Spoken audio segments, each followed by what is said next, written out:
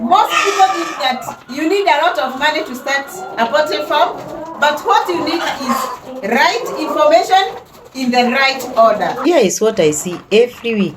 Someone messages me and says, Esther, I want to start poultry farming, but I don't know where to begin. I'm afraid of making mistakes. I'm afraid of losing money. And I understand that fear because I was that person.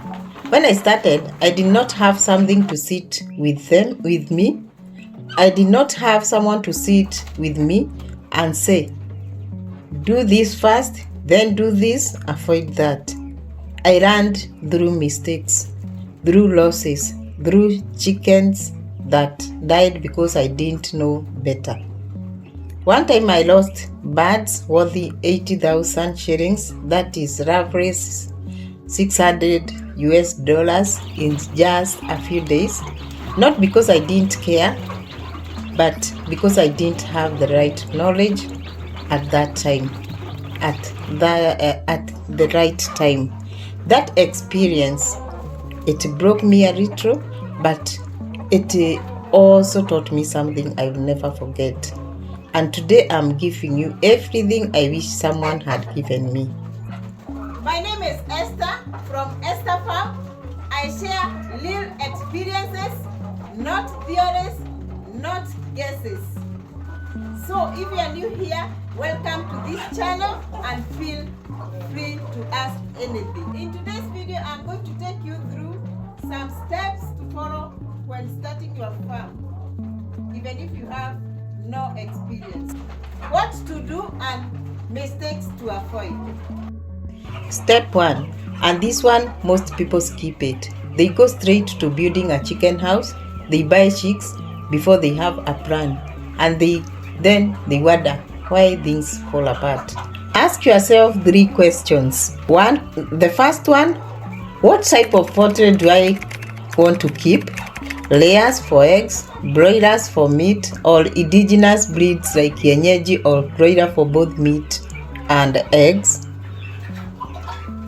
Each breed has different needs, different costs, and different markets.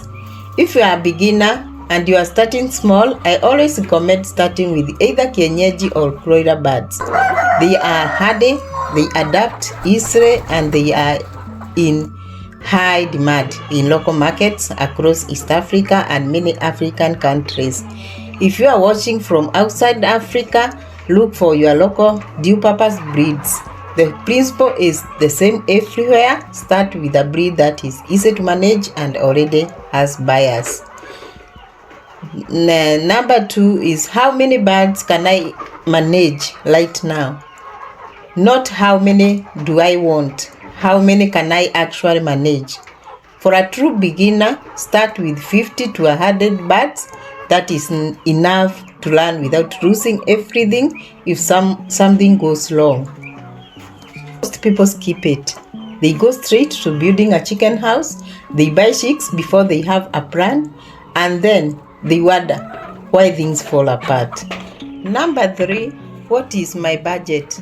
To start a small farm of 100 birds from scratch in Kenya, expect to spend between 30,000 to 60,000 Kenyan shillings.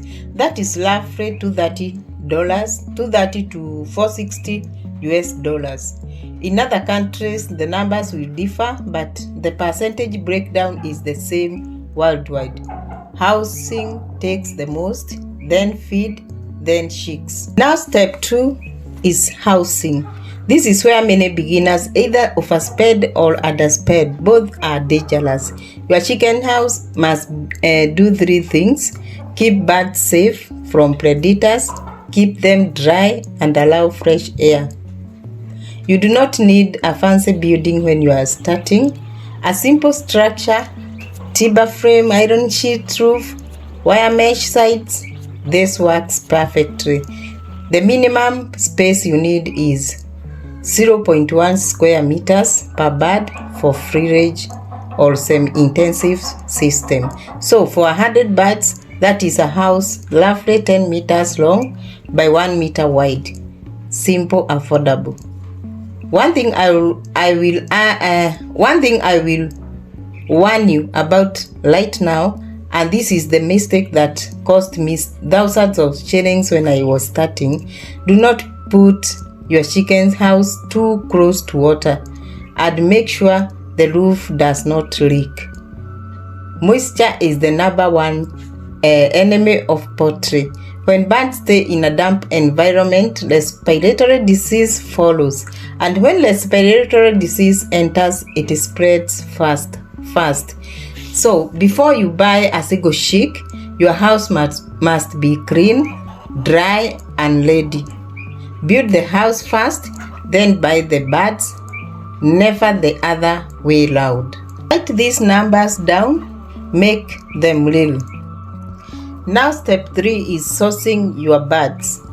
This step can make or break your farm before it even begins, because a sick chick or a chick from a poor quality hatchery will give you problems for the entire growth cycle. Here is my advice: buy from a reputable hatchery or a trusted local breeder.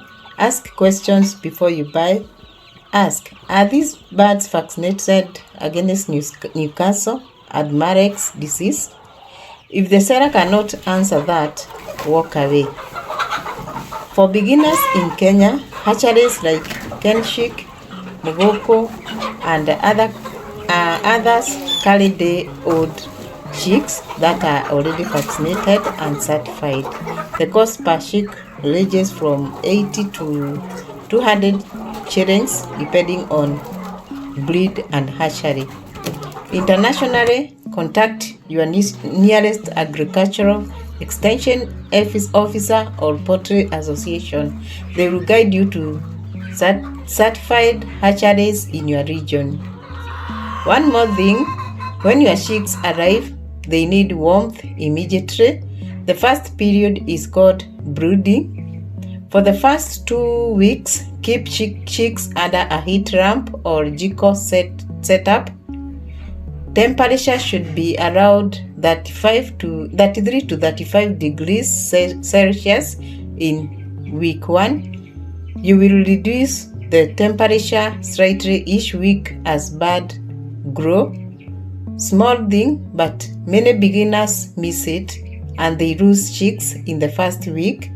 Don't let that be you. Step 4, feeding and health management.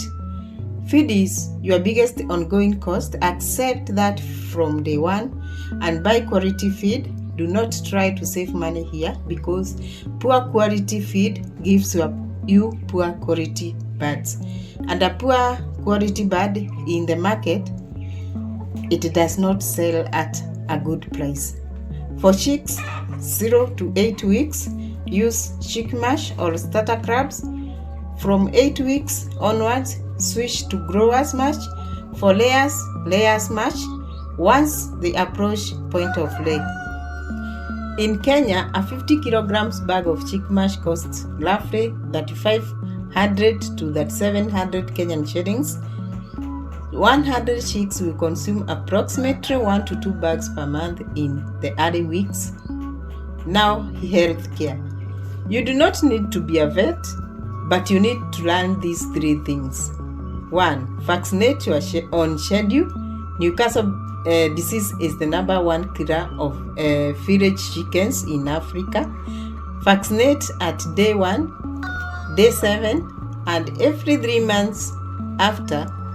This costs very little, but it saves everything. Number 2, deworm every 3 months. A bird full of internal parasites will eat and eat but not grow. That is wasted money. Number 3, watch your birds every day. A good farmer notices when something is wrong before it becomes a crisis. Observe their droppings, watch how they walk, and are they eating? Are they drinking? I lost bird because I was too busy to observe. Don't let business make you blind and what is happening right in front of you. Step 5. This is where many farmers struggle. And honestly, it is also where I struggled for a long time. You can have the healthiest birds on your farm, but if you do not have buyers, you have a problem. Find your market before your birds are ready, not the week before, months before. Here are your main channels: local market or open air market, good for kienyeji and indigenous breeds. Buyers come to you, but prices fluctuate. Direct to customers, restaurants, hotels, schools, hospitals, household. These buyers often pay better prices and buy consistently. Build your relationship early. Other farmers sell day-old chicks or point-of-lay pullets to farmers who do not want to raise from scratch. This is a very profitable model when you scale. Online and social media, yes, even in farming, post your birds on Facebook groups, WhatsApp groups, or Instagram. Many buyers are searching online now. I have sold birds this way many times.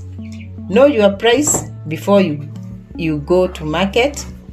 In Kenya, a mature kienyeji chicken sells for 8 to 1500 Kenyan shillings depending on the size and season. A Kuroiler sells slightly higher.